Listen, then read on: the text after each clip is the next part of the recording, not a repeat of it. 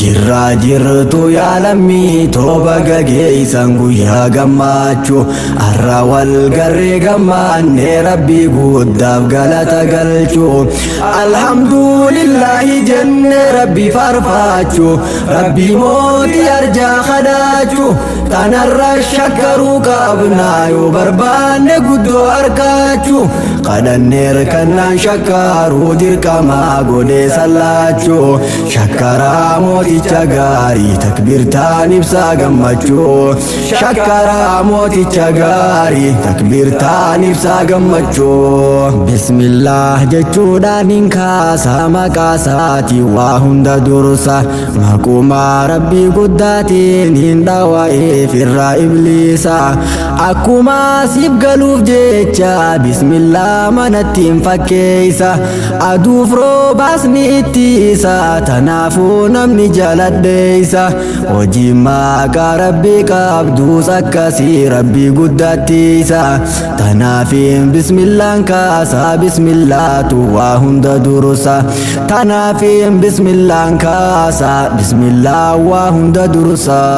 salaamullahi alaykum hundi keeysanuu yaa fonkiyya arra geenye baga geeysan gammadaa arra keenya guyyaan salaamtaan towalaa geeyso qabaaf kibba baafedheya arra naagaya wal arkuufo rabbi faarsame faarsu wayya shukrallaa ka rabbi qeeyya faaru teeme maalu maggaaya tanaafin si faarsa rabbi deddeebiise halkan guyyaa tanaafin si faarsa rabbi deddeebiise halkan guyyaa baga wal garree gammaannee ganda keenya baada salaami iyyaan wal arkuunuu gahaadha wanti hundinuu tamaami gammachuun teenya tanaarra maddisii shee Abdul Baasiiti sheekatii kaa guddaaf imaama bareedaa ka urjii samiiti sheeka keenya kaaliif gaarii umrii dheertu nu farkadhuuti si jaalanna jaalaltite onni teenyarraa madditi si jaalanna jaalaltite onni teenyarraa madditi jirraa jirtu yaa lammii tooba gaggeessan guyyaa gammachuu har'a wal garree gammaannee rabbii guddaaf galata galchuu alhamdulillahi jenne rabbii faarfachuu rabbii mootii arjaa kadhachuu tanarra shakkaruu qabnaa yoo barbaanne guddoo arkachuu kadhanneer kannaan shakkaruu dirqamaa godhee sallaachuu shakkaraa mooticha gaarii takbirtaan ibsaa gammachuu shakkaraa mooticha gaarii takbirtaan ibsaa gammachuu sheeka keenyarraa dubbaannaa sheeka rabbiin imaanaan faahe sheek Abdul Baasiti sheeyni nu barsiise ka abbaa taahe bahara ilmi hayyuudiin barsiisu ilmiini sabira wal gaahe fagoodii hollee jiraattu yoonii fi dhaamsi khoosi gaahe qotta baradhaa muslimni as boodaa wallaalli nuuf gaahe sheeyni wallaala balleeysuuf isin eega kunoo qophaahe qottaati sammuu qaraadhaa yoo dhaamsi konkoosi gaahe qottaati sammuu qaraadhaa baradhaa yoo dhaamsi si gaahe qaroo hawaasa sheeka koo sheek Abdul Baasit hojiteeti sheeka siin dukkana baane nuti eega rabbii guddaati siin nu barsiise amante baradhaa jeeyme nuti jazaan kee waan irraan dhoomu sheeka kiyya beriin tunteeti gammachuun teenya tanaarraa tullaffaatuma sheekaati sheeka umrii nuuf dheeraadhu warii hojii kheyri irratti sheeka umrii nuuf dheeraadhu warii hojii kheyri irratti hawaasa keenya kaaliif gaarii onneerraa isin jaalanna tokkummaan humna tokkummaadhaan tabba ol baana jabaadhaa fuuldura deemaa xiqqaa guddaa wal qabannaa jaalalaa isin nuuf qabdan jecha kaaminuu ibsinaa nutilleen isin jaalannaa diin keessaatti wal dorgomnaa fuuldurri milkii jabaadhaa akkanaan tabbani baana